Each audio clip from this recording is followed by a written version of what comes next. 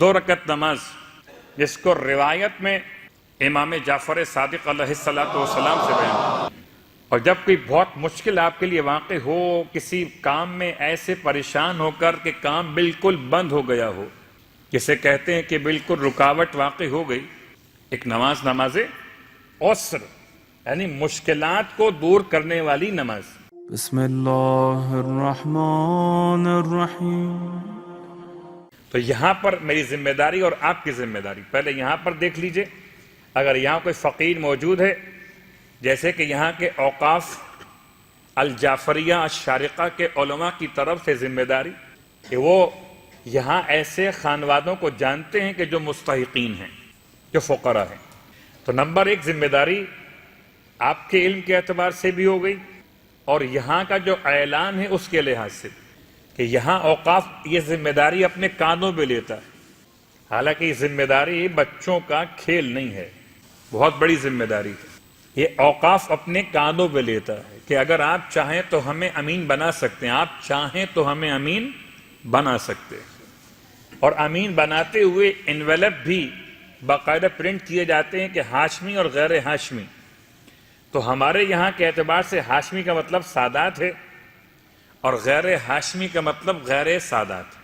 تو اسی لحاظ سے فطرے کا جو مسئلہ قیمت جنس ہے، یا تو آپ اجناس دیجئے جو آپ اغلب غذا کھاتے ہیں، یا جو معصومین نے خاص طور سے تاکید کے ساتھ بیان کیا، مثلا جیسے کھجور کی شکل میں فطرے کی ادائیگی۔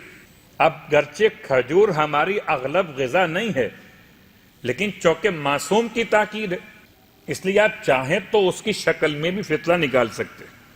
فرق کیا پڑنے والا ہے؟ فرق پڑے قیمت کے اعتبار سے۔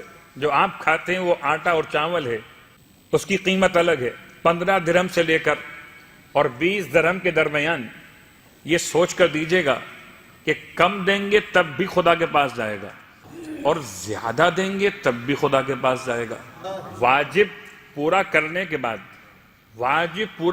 بعد ایسا نہ ہو کہیں کم کا مطلب کو سمجھ لے کہ اس سے کم چلے گا، گزارا نہیں ہوگا۔ واجب پورا کرنے کے بعد، مثلا کیا 15 درہم میرا بنتا ہے حساب فطرے کا، 5 درہم پر kg، تو 3 کلو گرام ہو گیا 15 درہم۔ اب میں 15 کو 15 ہی دے دوں، یا 18 بھی کر سکتا ہوں، 17 بھی کر سکتا ہوں، 20 بھی کر سکتا ہوں، 25 بھی کر سکتا ہوں۔ تو کم از کم واجب سمجھنے کے بعد اب یہ خیال کیجئے کہ کم دیں گے تب بھی خدا کے ہاتھ میں جائے گا، اور زیادہ دیں گے تب بھی خدا کے ہاتھ میں جائے گا۔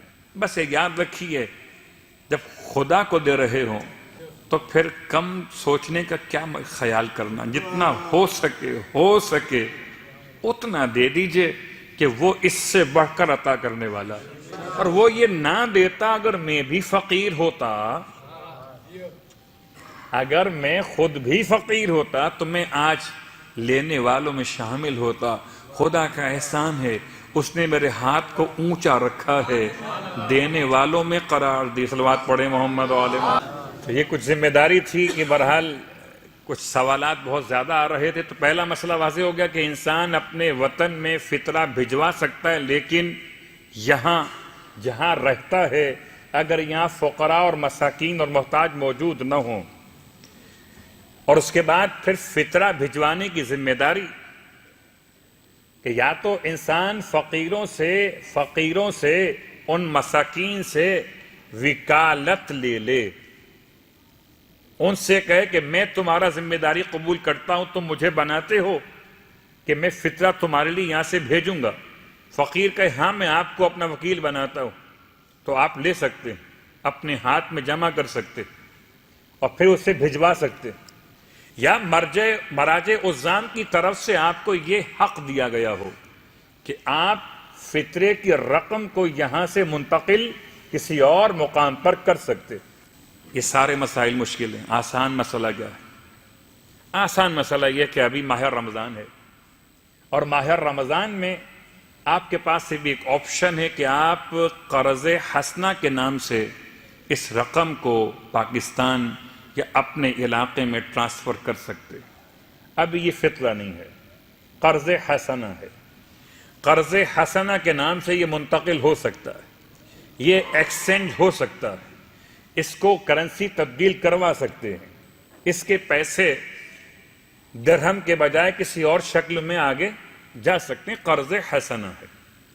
اور جب عید کی رات آئے تو آپ نیت کر لیجئے جو میں نے قرض حسنہ بھجوایا ہے اور مستحق تک پہنچ گیا ہے، میں اس کو فطرے میں شمار کرتا ہوں قربتاً الی اللہ۔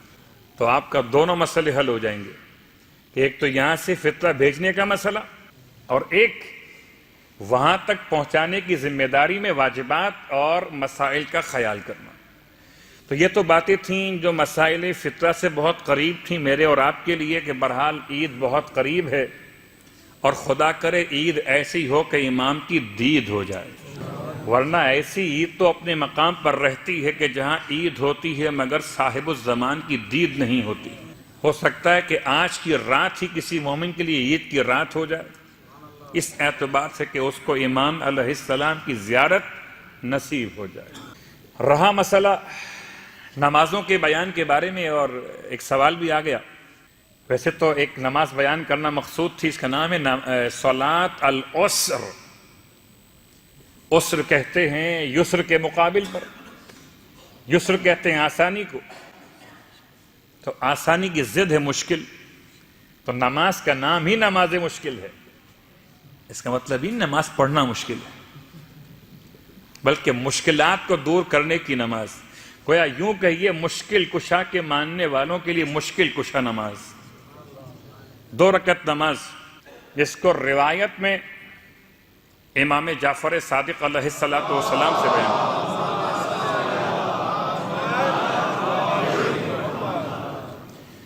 ویسے تو امام علیہ السلام نے اس کا ایک وقت بیان کیا ہے کہ یہ زوال کے وقت پڑھی جائے، لیکن اگر زوال کے علاوہ بھی انسان پڑھنا چاہے تو نماز پڑھنے میں شرعاً کوئی حرج نہیں ہے۔ اور جب کوئی بہت مشکل آپ کے لیے واقع ہو، کسی کام میں ایسے پریشان ہو کر کہ کام بالکل بند ہو گیا ہو، جسے کہتے ہیں کہ بالکل رکاوٹ واقع ہو گئی، لوگ رکاوٹ دور کرنے کے لیے تعویذ ڈھونڈتے ہیں، عامل ڈھونڈتے ہیں، عامل کی اپنی رکاوٹ کھل جاتی ہے، آپ کی کھلے کہ نہ کھلے، وہ آپ سے درہم دینار لے گا نا۔ تو نماز بیان کیے، یا تو یقین کیجئے کہ امام علیہ السلام نے مجھے اور آپ کو ایسے ہی چھوڑ دیا تھا کہ جانا پیروں فقیروں کے پاس، ان سے پوچھ لینا، یا کوئی حل بتائے تھے مسائل کے؟ اگر بتائے تھے تو کیا ہیں؟ کبھی نماز کی شکل میں ہیں، کبھی روزے کی منت کی شکل میں ہیں، اور کبھی کسی اور اعتبار سے کسی مسکین کی امداد کی نیت کے اعتبار سے ہیں۔ ایک نماز عسر، یعنی مشکلات کو دور کرنے والی نماز۔ رکعت اول میں الحمد کے بعد سورہ مبارکہ اخلاص کی تلاوت 1 مرتبہ، رکعت اول میں نیت نماز عسر پڑھتا ہوں 2 رکعت۔ اچھا، میں یہ بات اس سے پہلے کہہ چکا تمام نمازوں کے لیے کہ جو نمازیں معصوم سے روایت شدہ ہیں ان میں یہ نیت کی جا سکتی ہے کہ سنت قربتاً الی اللہ یا مستحب قربتاً الی اللہ، اور اگر یہ نہ بھی کہا جائے تب بھی ہر نماز کے لیے اتنا بھی کافی ہے قربتاً الی اللہ۔ اگر کوئی انسان یہ بھول جائے کہ روایت کون سے امام کی ہے، سنت کہوں نہ کہوں، اللہ کے رسول نے اس نماز کو بیان کیا ہے تو مستحب کہوں نہ کہوں، اگر بھول جائے اور اگر نہ بھی بھولے اتنے پہ اکتفا کر لے۔ کچھ برادران نیت کرتے ہیں کہ جی نماز پڑھتا ہوں، منہ میرا قبلے کی طرف ہو کے باوضو الا الا الا الا آخر، اور وہی الا بھول جاتے ہیں قربتاً الی اللہ۔ سارے الا بھول جائیے مگر مت بھولیے قربتاً۔ اللہم صلی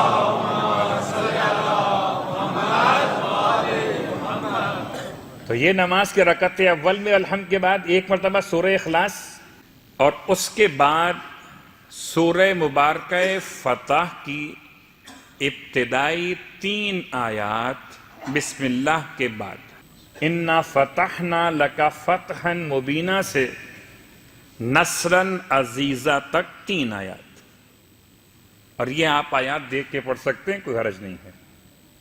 رکعت اول میں الحمد کے بعد 1 مرتبہ سورہ اخلاص اور 3 آیات سورہ مبارکہ فتح کی۔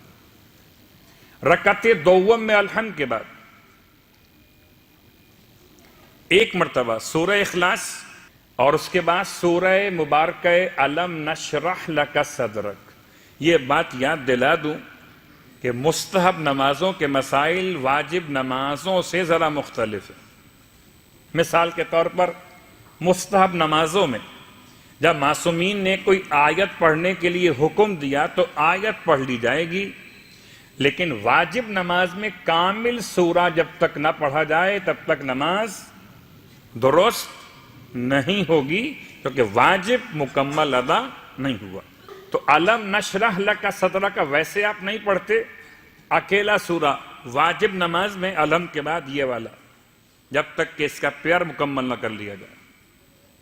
لیکن اس نماز میں کیونکہ نماز واجب نہیں ہے اور روایت معصوم ہے، اس میں آپ پڑھیے الحمد کے بعد سورہ اخلاص اور سورہ اخلاص کے بعد سورہ علم نشرح لک صدرک۔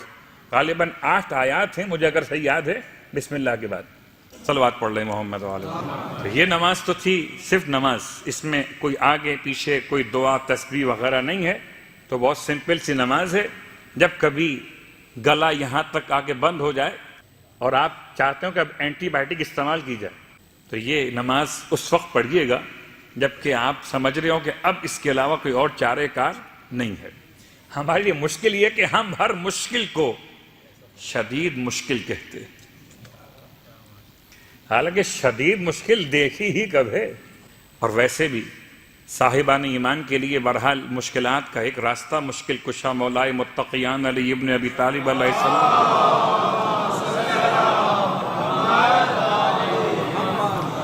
مولا کے نام سے آسانیاں پیدا ہو جاتی ہیں، اور یہ نماز بھی معصوم کی بارگاہ سے ملی ہے۔ اب آئیے ہم بات کو آگے بڑھائیں۔ شب قدر کے عنوان سے میں آپ کی خدمت میں ایک مکالمہ لے کر آیا ہوں، اور بجائے میں اپنے موضوع پہ پڑھنے کے سورہ حلقہ کے بجائے آج وہ مکالمہ پڑھیں گے، اور یہ مکالمہ جو ہے وہ بندے اور رب کا مکالمہ ہے۔ اس سے بعض روایات کے اعتبار سے علماء نے نقل کیا ہے۔ آج کی رات میری اور آپ کے لیے خدا سے باتوں کی رات ہے، یا رات سال میں 1 مرتبہ، اور اس کے لیے جو زندہ رہے اس رات کے آنے تک، اور آج کی رات فیصلہ ہوگا کہ اگلی شب قدر تک میں اور آپ زندہ رہیں گے یا نہیں رہیں گے۔ تو اگلی شب قدر کو بھول جائیے، آج کی رات فیصلہ ہوگا کہ اگلی شب قدر تک مجھے کیا ملنے والا ہے۔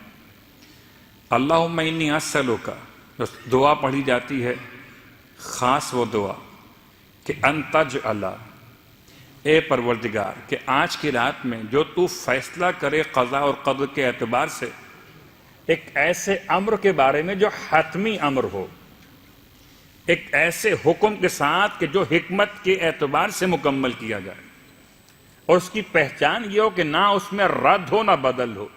تو پہلی دعا تو یہ مالک ان تکتبنی من حجاج بیتک الحرام، آج کی رات میرا نام لکھ دے۔ یہ وہ شخص یہ دعا نہ پڑھے جس نے دل میں پہلے سے ارادہ کر لیا اور میں حج نہیں کروں گا۔